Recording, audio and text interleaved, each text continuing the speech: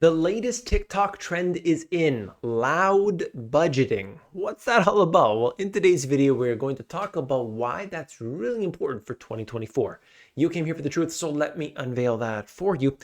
Today, I want to talk about a few things, and it starts with this new tax deal.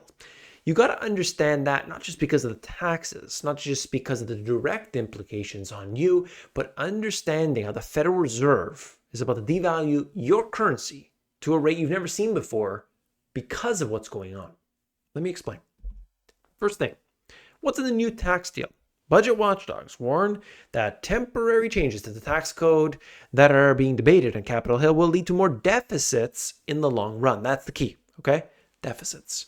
Let me just show you real quick. There's a bunch of stuff in there and you can see it for yourself. I will scroll down and through here. If you want to read it, you can. This is a New York Times one, but an expanded child tax credit, a boost for affordable housing, tax breaks for companies, a treaty for Taiwan, offsetting tax cuts by ending a separate credit. Those are the things, okay? So what does it mean? Well, we got more deficits to expect. There's no question about that. In fact, I can show you that here. I gave you the breakdown. I gave you the details. I gave you the charts, each and every level explained.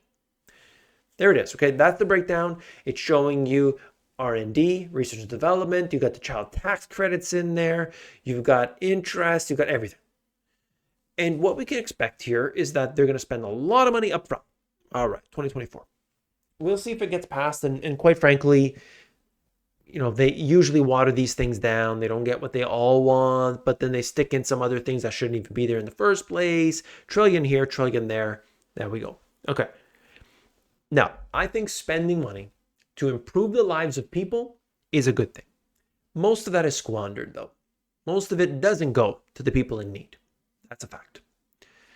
However, let's look at this through the most important lens we can, one that is completely ignored by just about everybody. But you're here. You want the truth. Okay, so let me hit you with it. If the government has to go into these deficits and they have to essentially get you into more debt, well then it will affect you. Why? Well, you got to know how this works. The government has to go into debt. Well, they have to take that, package it up, and then sell that to an investor as a bond. That's what they do. They take the debt, package it up. We need to raise money. Okay, let's sell this debt off. Just like a company like Apple. Oh, we need to raise capital. Okay, how do we do that? We go to the debt market. Okay, got an idea. We're going to sell this debt, Apple's 10-year bond at 5%, let's say. Why would they do that? Well, it's because they'll give you 5%, but in the meantime, the cash that you gave them, they're going to make 20% on that. They're going to make 40% on it, whatever the case is. And they make this beautiful spread in between. They pay you back the cash. So the idea is, let's pay back people later, but hopefully make money in between now and then. That's the idea. With the government, they say, we need to build infrastructure, we need to get all these things, hire employees, whatever it is. They need to do all these different things. And in order to do that, we need to borrow money. So we borrow it from the investors who are willing to do that. It might be domestic, it might be foreign, who knows. And so this happens, and that's fine. But what happens when there's too much debt? What happens when they want to do too much stuff? And there's not enough coming in, not enough tax dollars coming in, record tax dollars coming in, by the way. There's not enough taxes, and there's not enough, exports and things like filling it up the tank. Well, then what do we do? Oh, there's one solution. Well, of course, let's break that down. You can always incentivize more investment. Now, how you do that? It's the interest rate associated with that debt. So if you don't have enough investors at 5%, you can offer 6%. You can offer 7%, 8%, 9%. But remember, the higher those interest rate goes, that's going to be difficult to pay back. Right? You got to watch your spread starts to, your margins start to thin out. That becomes a problem. It's the same as a corporation, as an entrepreneur. These things are important, right? But same with the government too. And then what happens here is you run out of options because you don't have enough investors. And these are done at auctions. And so when that auction happens, you've got the problem where, we don't have enough, they're undersubscribed, and now the lender of last resort must come in, the buyer of last resort, the Federal Reserve. If they start to monetize that debt, then it is in fact going to instantaneously create inflation. That's the problem. We haven't got there yet. It's indirectly monetizing the debt as we see it now with quantitative easing. It's an indirect thing. It's really the same thing, but there's that one small step in between. But if they go into these mass deficits, they devalue your currency instantly. Instantly. Faster than QE 1, 2, and 3. Remember that. Look at this.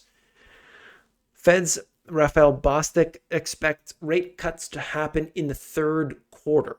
All right. We don't know, of course. And these guys are always kind of giving mixed messages, and each one has their own idea of when it'll come and so on.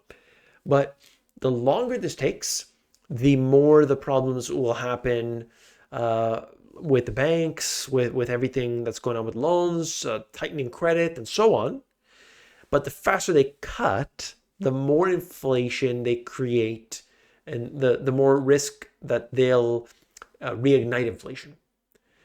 And so either way, you're getting inflation. Do you see that? There doesn't seem to be much of a way out. Now, we could have a big bank collapse. We could have all kinds of stuff happening. But we will, what they're trying to suggest is that they will do a soft landing. So they're going to just make sure that, you don't have your tires out and you're just going to fall so gentle, and you'll land in a beautiful place and it's going to be a-okay. I'm not so sure about that. What we can suggest here is that the financial conditions have eased over the last couple months. That tells us that things are a lot easier. It makes the whole current of currency smoother. What is financial conditions? It depends on the one you're looking at. This is Goldman Sachs. But just broadly, it does include the interest rates, but so many other different variables there. How well does money move from one place to another? Is it moving? All these things, financial conditions overall, broadly have declined over the past couple months. That means money is easier now than it has been for a long time. Okay, since they started to increase interest rates. That's the scenario right now. And that's coming at a time in which, look, interest rates are still high compared to where they were. And we haven't done any real, reduction in balance sheet. We're still at like $7 trillion. So, I mean, it's unbelievable to see this kind of thing. But that's where we are. And then we get into this. Americans are ditching weeknight fun. Can they be tempted back? Entertainment chains ramp up deals and all-you-can-eat wings to boost Monday through Thursday outings. You might see people doing the happy hours, businesses doing happy hours during the week, where, cheaper this, cheaper that, trying to bring those people in, trying to fill these places that are empty. The biggest enemy of a restaurant is an empty chair, and so they need to fill that, and so they're enticing them with cheaper prices, with better deals, promotions, and so on. But it's a mixed bag, and that leads into this.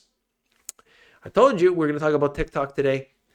TikTokers are trying to save more money in 2024 with the help of new loud budgeting trend. All right. So on the onset of the year, can often mean adopting new behaviors or hacks to help reach your financial goals. Some of these are talking about loud budgeting. The term went viral on TikTok in the beginning of 2024. One video racking up 1.4 million views. Essentially, loud budgeting is how you might be able to use it to reach some of your financial goals. Loud budgeting is a money-saving technique that involves declining social opportunities, such as grabbing dinner with a friend or going to that destination wedding when it puts your financial goals in jeopardy, and telling people that that's the reason you aren't going. Okay, that's the gist of it. And of course, if you've got a goal, something small, something simple, nothing should stand in your way. Absolutely nothing. So keep that in mind. You got to realize this, that the most important thing is your goals. Health goals, financial goals, family, relationship, all these things are the most important thing.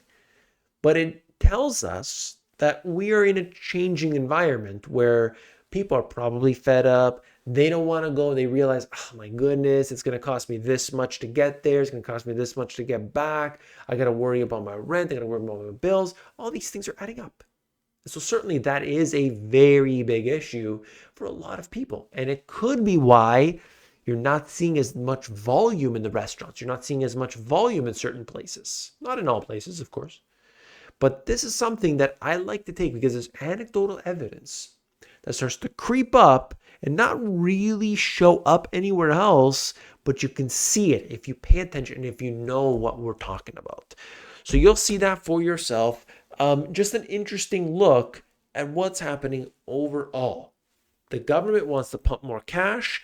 The government wants to do this deficits.